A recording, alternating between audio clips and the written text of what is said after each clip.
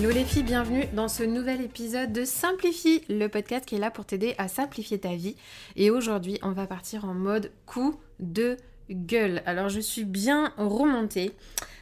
Pourquoi ? Parce que cette semaine, j'ai regardé traîner sur mon téléphone, comme tu le fais sûrement. Je suis tombée sur un Reels qui était l'interview d'une personne qui avait fait un burn-out. Je me suis mise à écouter et une phrase m'a profondément choquée dans ce que j'ai entendu. Et je me suis dit, oula, ça, on va s'en faire un épisode de podcast les filles, parce qu'il va falloir qu'on remette l'église au centre du village, comme j'aime bien le dire, ok ? Aujourd'hui, on va se parler d'un sujet qui me tient à cœur, c'est le sujet du burn-out.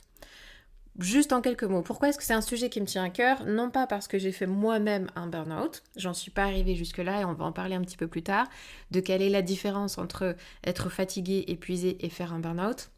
Mais tout simplement parce que j'ai connu des grandes périodes de fatigue et j'ai aussi connu des personnes qui ont vécu un burn-out, traversé un burn-out, que j'ai côtoyé de près ou de loin, que j'ai accompagné comme cliente. Et aujourd'hui, un de mes sujets d'indignation, et je vais le poser là, en entrée, un de mes sujets d'indignation, c'est... en fait, le fait qu'aujourd'hui, le burn-out devient presque un style de vie dans notre société. Voilà la phrase que j'ai entendue dans ce Reels. Cette personne disait que ce qui lui était arrivé, le burn-out en soi, était un cadeau pour elle. Et là, je me suis dit, seriously ? Un cadeau ? Ok, j'étais juste choquée. Voilà, j'avais pas d'autres mots. Alors, allez, allons-y. Plongeons dans ce cadeau, tu vois, et là tu ne me vois pas, mais je suis en train de mettre des guillemets avec mes doigts.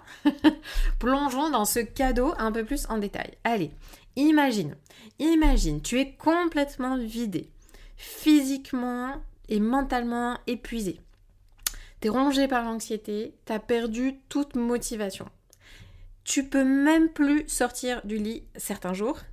Est-ce que c'est un vrai cadeau de la vie moderne, hein, n'est-ce pas ? C'est un vrai cadeau, on est clair, on est d'accord. Et puis juste, on se le dit là, tu vois, mais juste quelle merveilleuse opportunité de enfin me remettre en question dans ma vie, de me demander pourquoi tout ce que j'avais construit s'effondre sous mes pieds. Hein, c'est absolument génial, non ? Voilà. Je peux enfin passer du temps à douter de moi-même, à me sentir coupable, à ne pas en faire assez. Je peux enfin m'isoler de mes proches parce que je suis trop épuisée pour socialiser. Mais vraiment juste, qui n'en rêverait pas ? Sans te parler des séances chez le psy, des traitements médicaux, du long chemin de récupération, des années de récupération. Mais juste quelle chance d'avoir cette opportunité de réévaluer, tu vois, chaque aspect de ta vie, parce que tout est parti en fumée. Alors, je suis volontairement ironique et volontairement un peu provoque, mais parce que, juste, allô les gars, faut qu'on réagisse. Non, ce n'est pas un cadeau et je ne supporte pas aujourd'hui que cette société, comment on pourrait appeler ça, je n'ai pas les mots, cette façon qu'on a aujourd'hui de positiver absolument tout dans notre vie, de rechercher tous les petits cadeaux que la vie peut nous amener. Oui, bien sûr, ça c'est l'élan on va dire peut-être de la psychologie positive, de rechercher à être dans la gratitude chaque jour de ta vie, dans la positive attitude. À un moment donné, on va appeler un chat un chat. Alors, ce burn-out, aujourd'hui, ce qui m'indigne, c'est qu'en fait, ça en devient presque un style de vie. Ça en devient une norme. Aujourd'hui, dans notre société, on valorise l'hyperproductivité, on valorise le fait d'être toujours occupé, de jamais t'arrêter, on va glorifier, tu vois, toutes les longues heures de travail comme si c'était un signe de réussite. Et pourtant, cette course effrénée, elle nous mène où ? Elle nous mène droit au mur, tu vois. Le burn-out, c'est pas une médaille. Le burn-out, c'est pas un insigne d'honneur que tu peux te coller sur le cœur, tu vois. C'est le symptôme d'un système qui est dysfonctionnel dans notre société aujourd'hui. Réveillons-nous. Ce n'est pas un cadeau, certainement pas. Juste avant d'aller plus loin, je vais être hyper claire ici. Celles qui ont vécu un burn-out, elles ont juste rien à se reprocher. Le burn-out, c'est pas une faiblesse, c'est pas un échec personnel. Le burn-out, c'est quoi ? C'est un système d'alarme, c'est un signal d'alarme. C'est un appel à l'aide de ton corps et de ton esprit qui t'envoie pour te dire « Stop, on est en train de cramer ». C'est une conséquence directe de pression très importante que la personne subit, que tu subis dans ta vie professionnelle et dans ta vie personnelle, ok? Donc, juste, on repose les choses ici. Les personnes qui ont vécu un burn-out le savent, quelle est la souffrance qu'il y a derrière, quelles sont les difficultés qu'elles ont dû traverser, comment elles ont dû arriver à remettre en question d'énormes morceaux de leur vie, l'humilité que ça leur a demandé de faire ce boulot sur elles-mêmes pour venir reconstruire leur vie derrière. Ce boulot est énorme et donc par respect pour elles, je voudrais qu'on arrête de dire que le burn-out est un cadeau. Non.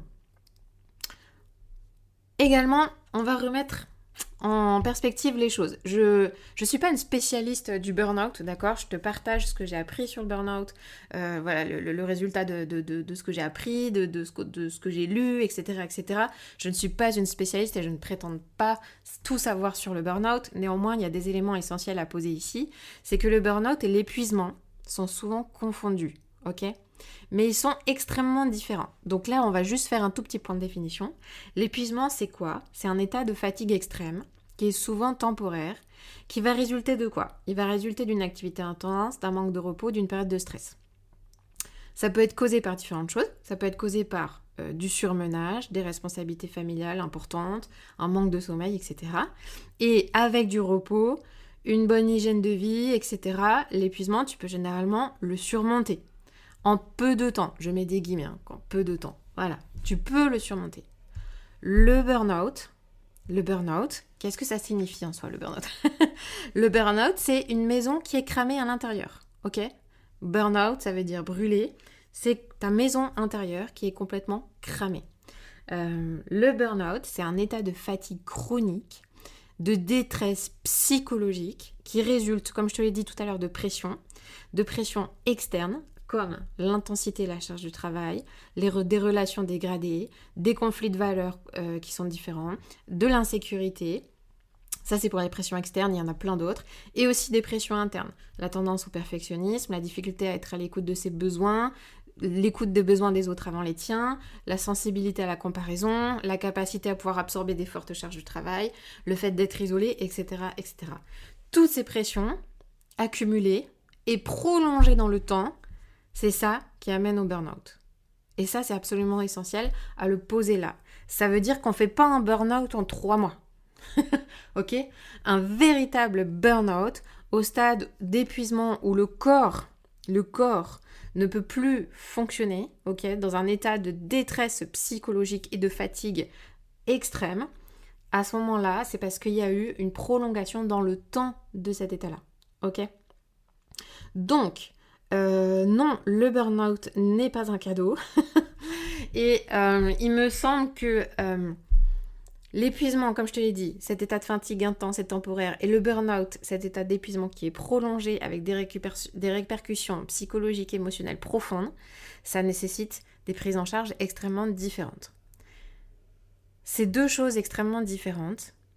Et plutôt, juste on va se le dire là, que de glorifier le burn-out, j'aimerais juste qu'on apprenne à reconnaître les signes avant-coureurs, à mettre en place des limites saines et à prendre soin de soi. Et il me semble que s'il y a quelque chose à glorifier dans l'histoire, c'est le fait d'apprendre à prendre soin de soi, apprendre à mettre des limites, apprendre à travailler sur soi, apprendre à travailler sur mettre des limites claires entre vie professionnelle et vie personnelle, apprendre à gérer son stress, apprendre à travailler sur soi, comme je te l'ai dit, apprendre à mettre des limites, apprendre à grandir dans son estime de soi, apprendre à grandir dans toutes ces zones d'ombre que l'on cache et auxquelles on ne veut pas donner accès aujourd'hui.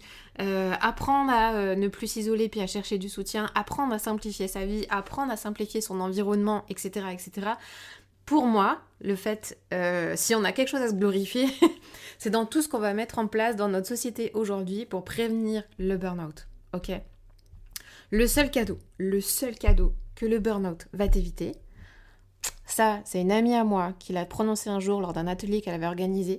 Sonia les deux amies, j'ai deux amies spécialistes sur le sujet qui s'appellent Sonia Duboucher et Magali Hates. Et puis ce que je t'ai parlé aujourd'hui, c'est des choses qu'elles m'ont apprises dans un atelier qu'elles ont organisé sur le burn-out. Si tu vas aller voir leur travail, d'ailleurs, elles ont une association qui s'appelle l'association Présentielle, que je vais bientôt rejoindre, vu que ce sont les amis que je vais rejoindre dans notre projet d'habitat partagé à Pau. Bref, je ferme la parenthèse là. Le seul cadeau du burn-out qui t'évite, c'est l'amour.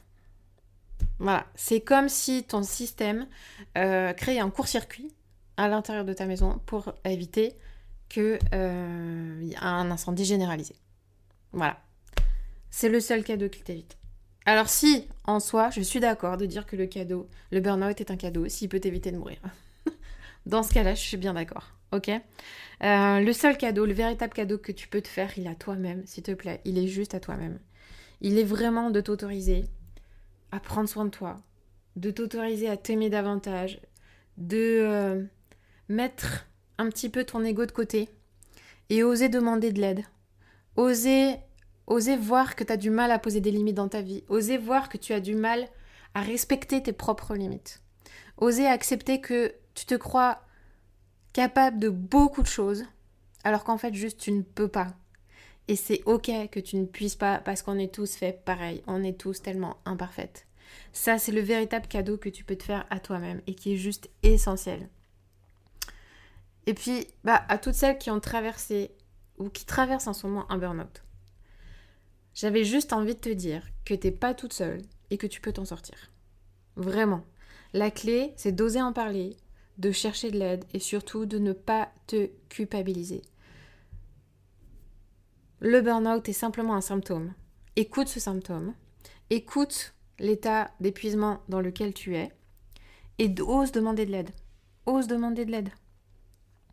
Si ça peut t'aider, j'avais fait une petite recherche pour t'aider en fait à comprendre les différentes étapes qui mènent au burn-out.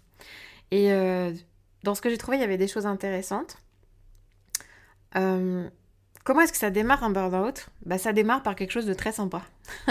Par quelque chose de très positif qui est finalement un enthousiasme très élevé. Un enthousiasme très élevé, c'est-à-dire que tu vas travailler comme une acharnée. Tu vas bosser comme une malade parce que le truc, ça t'enthousiasme, ça te dépasse, ça t'excite, c'est quelque chose qui t'emballe, voilà. Donc tu vas donner un gros morceau de travail et tu vas ignorer tes signes de fatigue. Ça commence comme ça. Et puis après, tu arrives dans une période de stagnation avec une baisse d'énergie. Tout d'un coup, ça n'arrive plus à suivre. Il y a une baisse d'énergie et des attentes pour toi qui sont pas satisfaites ou tu n'arrives pas à satisfaire les attentes des autres. La troisième étape, ça va être une étape de frustration. Là, tu vas passer dans un manque de contrôle, dans un manque de reconnaissance. Tu vas commencer à douter de tes compétences parce que tu n'arrives plus à être aussi travailleuse. Tu n'arrives plus à être aussi productive. Tu n'arrives plus à être aussi efficace. Donc, du coup, tu vas douter de tes compétences et tu vas rentrer dans un cercle vicieux où, parce que tu doutes de tes compétences, qu'est-ce qui va se passer ? Tu vas bosser encore plus. Tu vas essayer de faire 36 formations pour devenir encore plus organisée, encore plus compétente, encore plus productive. Ok ? Et la dernière étape, et tout ça, je le répète, c'est une question de temps. Ce n'est pas en une semaine que tu vas traverser ces étapes-là. La dernière étape, c'est l'étape de l'apathie, où là, tu es dans un désengagement total, un épuisement total. Et même les tâches les plus simples, elles peuvent te sembler insurmontables. Et ça, c'est valable pour le burn-out professionnel et le burn-out maternel. J'en ai pas parlé. C'est juste deux contextes différents. Même burn-out parental, on pourrait dire aujourd'hui, c'est le nouveau truc qui arrive. C'est deux contextes différents, mais les symptômes, les étapes sont exactement les mêmes. Ok ? Donc, en fonction des différentes étapes dans lesquelles tu te trouves, si tu te trouves dans une situation d'apathie, d'épuisement total, là, c'est le moment d'oser demander de l'aide à un psychologue. D'oser aller demander de l'aide à un médecin. Ça, c'est l'étape dont tu as besoin. Si tu te trouves dans les étapes précédentes, dans l'étape de stagnation, dans l'étape de frustration, s'il te plaît, ne cherche pas à aller apprendre comment être plus productive, comment être plus efficace, comment t'organiser encore mieux, etc., etc. C'est le moment pour réagir, c'est le moment parfait pour réagir. Mais pour faire quoi ? Pour aller apprendre à te connaître, apprendre confiance en toi, apprendre à t'aimer, apprendre à poser tes limites, apprendre à connaître tes besoins, apprendre à simplifier ta vie, ton quotidien, apprendre à prioriser, apprendre à mettre le focus sur l'essentiel.